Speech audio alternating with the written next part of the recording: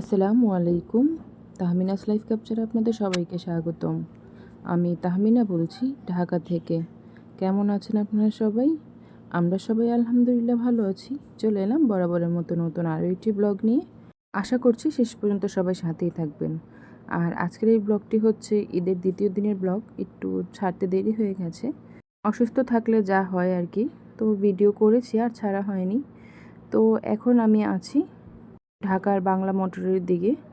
তো দেখেন রাস্তাটা কি সুন্দর ক্লিয়ার। ভাবা যায় এই রাস্তাতে কিন্তু জ্যামে আধা ঘন্টা 1 ঘন্টা সবসময় বসেই থাকতে হয়। আর আজকের এই দিনে এই রাস্তাটা কত ক্লিয়ার।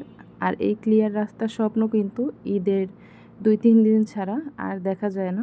সারা বছরে এরকম জ্যাম ছাড়া রাস্তা দেখতে হলে আমাদের অপেক্ষা করতে হয় কুরবানি ঈদ বা রোজার ঈদের প্রথম 2-3 দিন।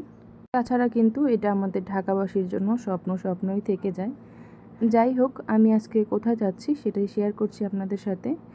আমি আজকে যাচ্ছি বসুন্ধরায়, মানে পান্থপথ বসুন্ধরা টগি ফান ওয়ার্ল্ডে। তো ঈদের আগে থেকেই চিন্তা করছি যে ঈদে তো বাচ্চাদের নিয়ে ঘুরতে বের হতেই হবে। তো কোথায় যাব। তো পরে চিন্তা করলাম যে এবার প্রচুর পরিমাণের গরম পড়েছে, আর আমিও যেহেতু একটু অসুস্থ, গরমে যাওয়াটা আমার পক্ষে সম্ভব না। তো প্রথমে বাচ্চাদের ইচ্ছে ছিল যে ড্রিম হলিডে পার্কে যাবে। তো ওখানেও একবার যাওয়া হয়েছে আরও আগে। তো এবার প্রচুর গরম, সারাদিন লং জার্নিটা আমার পক্ষে করা সম্ভব না। আর বাচ্চারা অসুস্থ হয়ে যাবে, এর জন্য আর ওইদিকে যাওয়ার রিস্কটা নিলাম না, যে সারাদিন ওইদিকে ঘোরাটা আমাদের পক্ষে সম্ভব না। তাই বাচ্চাদেরকে নিয়ে চলে এলাম টগি ফান ওয়ার্ল্ডে। কিন্তু এখানে কিন্তু আরও আসা হয়েছে আমাদের। আমি আরও 2বার বাচ্চাদেরকে নিয়ে এখানে এসেছি। বাচ্চারা খুব স্বাচ্ছন্দ্যে এখানে ঘোরাফেরা করতে পারে, মানে সারা দিন ওদের মন ভরে ওরা খেলাধুলা করতে পারে। তেমন কোনো কষ্ট হয় না, মানে গরমের যে কষ্টটা সেটা পেতে হয় না ওদের। তো এখানে যখন আমরা এসেছি তখন বাজে প্রায় 2:30টার মতো। 2টা থেকে কিন্তু এটার গেট খোলা হয়, মানে 2টা থেকে শুরু হয়, রাতের 11টা পর্যন্ত খোলা থাকে। তো সকালে ঘুম থেকে উঠতে দেরি হয়ে গেছে, মানে একটু দেরি করেই উঠেছি। উঠে সকালের নাস্তাই খাওয়া হয়েছে 1টার দিকে। তো রাস্তায় যেহেতু জ্যাম ছিল না, আমার বাসা থেকে এখানে আসতে আধা ঘন্টার সময় লাগেনি, তার আগেই চলে এসেছি। তারপরেই তো ভিতরে এসে টিকিট কেটে নিচ্ছি। তো যেহেতু 3 ছেলে মেয়ে, ওদের জন্য ফুল রাইডের ফুল প্যাকেজটি আমি নিয়ে নিচ্ছি। তো ছোট মেয়ের জন্য নেওয়া হয়েছিল যে প্যাকেজটি, সেটার মূল্য ছিল 1200 টাকা, আর ছেলেদের ছিল 3500 টাকা করে। আর আমাদের দুজনের এন্ট্রি টিকিট ছিল 150 টাকা করে, 300 টাকা। তো মোটামুটি খুব ভালো একটা অ্যামাউন্ট এখানে দেওয়া হয়েছে। তো ভিডিওর এই পর্যায়ে এসে সেই পুরনো কথাটি আবারও বলে নিচ্ছি, যারা এতক্ষণ যাবত ধৈর্য ধরে আমার ভিডিওটি দেখছেন কিন্তু একটি লাইক দেননি, প্লিজ একটি লাইক দিয়ে আমার ভিডিওটি দেখা কন্টিনিউ করুন। আর আপনারা যারা আজকে নতুন আমার চ্যানেলটি ভিজিট করছেন, আমার আজকের ভিডিওর কোনো অংশ যদি আপনাদের কাছে ভালো লেগে থাকে তবে আমার চ্যানেলটি সাবস্ক্রাইব করে আমার সাথেই থেকে যেতে পারেন, এবং আমার আজকের ভিডিওর ভালো এবং মন্দ দিকগুলো আমাকে কমেন্টস করে জানাতে পারেন। আর আপনারা যারা এই কাজগুলো করে প্রতিনিয়ত আমাকে সাপোর্ট করে যাচ্ছেন, তাদের জন্য রইল মন থেকে অনেক অনেক দোয়া ও ভালোবাসা। তো এদিকে কিন্তু ওদের 3 জনের হাতে 3টা বেল্ট পরিয়ে দেওয়া হচ্ছে। আর আমাদেরকে টিকিটের সাথে দেওয়া হয়েছিল 3টা পানির বোতল, 3 জোড়া মোজা আর 3 প্যাকেট চকলেট গিফট হিসেবে দেওয়া হয়েছিল। তারপরে এই তো টিকিটগুলো নিয়ে আমরা ভিতরে চলে যাই। আর আমার মেয়ে তো খুব খুশি ছিল ভেতরে যাওয়ার জন্য। তো ভিতরে গিয়ে আবার লিফটে উঠতে হয়েছে। লিফটে উঠে গিয়েছিলাম 9 তলায়। তো 9 তলার থেকে 9, 10 এবং 11 এগুলো ছিল বাচ্চাদের জন্য। আর 11 তলা থেকে 17 তলা পর্যন্ত ছিল বড়দের জন্য। তো আমার বড় ছেলে যে ওর বাবার মোবাইল নিয়ে উধাও হয়েছে ভিতরে ঢুকে, ও ওর মতোই ঘুরেছে। আর আমরা ছিলাম ছোট দুজনের সাথে। আচ্ছা, যেহেতু 3 জন, আমরা মানুষ ছিলাম 2 জন, তো 3 জনের সাথে তো থাকা সম্ভব না। আর বড়জনের সাথে থাকাটা এত জরুরিও ছিল না। তো ওর কাছে যেহেতু মোবাইল একটা ছিল, তো আমরা বাচ্চাদের দুজনের সাথেই ছিলাম। আর আমার মেয়ে তো এই যে ভিতরে এসে খেলা শুরু করে দিয়েছে। তো চলুন সবাই মিলে দেখি টগি ফান ওয়ার্ল্ডটি ঘুরে।